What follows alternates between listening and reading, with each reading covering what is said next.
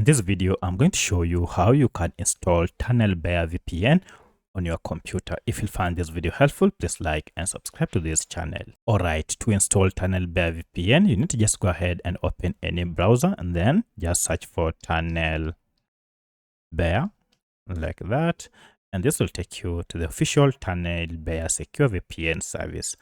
So if you click on this, you'll be taken to the official website where you can download this VPN.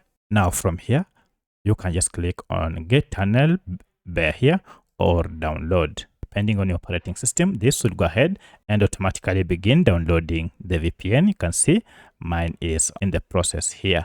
And finally, our TunnelBear VPN is downloaded. You need to go ahead and install this TunnelBear VPN on your computer. So for my case, I'm on a Windows computer. I'll go ahead and install it. Go to the folder where the VPN has been downloaded. It is under downloads. I'll double click on it to start installing it. You can see now I have a pop-up here. And if I click on it, it will take me to this installer page. Go ahead and click on install. Tap on yes to start the process.